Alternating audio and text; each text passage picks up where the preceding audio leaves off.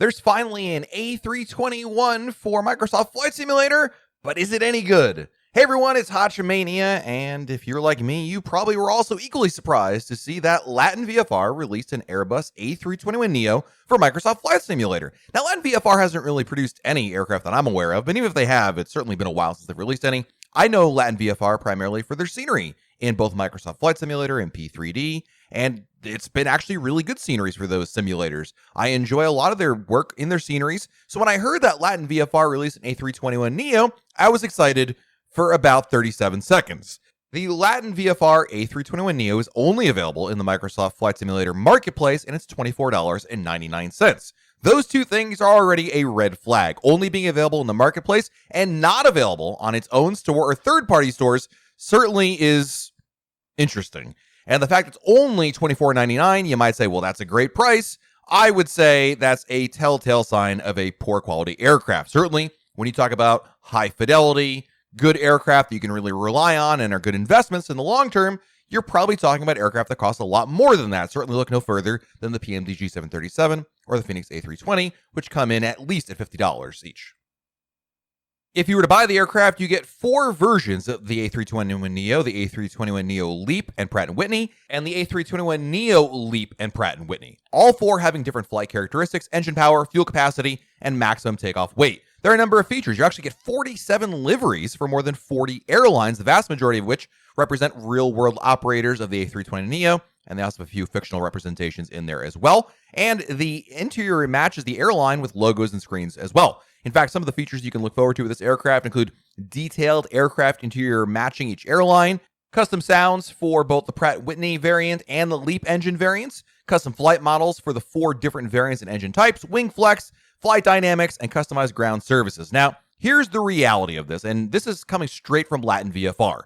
This aircraft is not meant as a study level or high fidelity product, but rather as a representation of the aircraft with very interesting features relying on the default Asobo cockpit and systems. So what does that mean? You're basically paying for the default A320neo that comes with Microsoft Flight Simulator, but it looks a little bit different. Certainly there's a little bit of eye candy, if you want to call it that LatinVFR has added onto it, but LatinVFR is not trying to dupe anybody by basically explaining that this is a default A320neo with just a slightly look to it, right? It's a little bit longer and some of these features that we talked about over here. Now, given the price, it's certainly, going to have expectations at a fairly low point.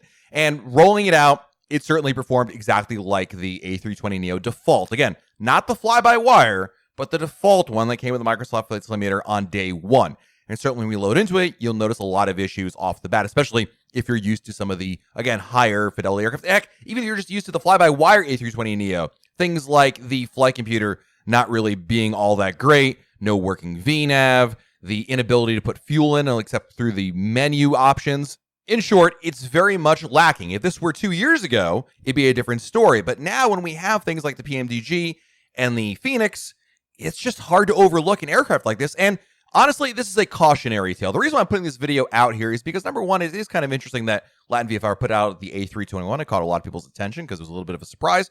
But this is not the first, nor will it be the last, of these types of aircraft that you'll find in the Microsoft Marketplace. And this piggies back on something we talked about in another video about the importance of not buying anything in the Microsoft Flight Simulator Marketplace. Now, I bought it fully expecting it to be not that great, and certainly it lived up exactly to those expectations.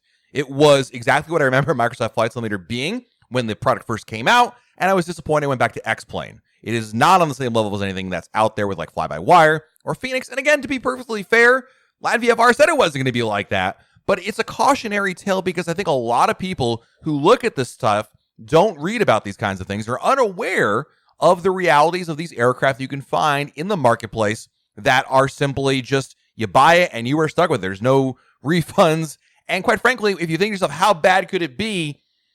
It's not great at all, On the plus side, it has a bunch of liveries, actually a lot of liveries, the full cabin, which is really nice, and 4 variants. And it has some of the original texturing and the sound pack, which is okay, and those are all fine and dandy, but at $25, it's just a lot for $25. If this were $10, I think this would be far better to just say whatever and just be able to have an A321 to be able to take out once in a while.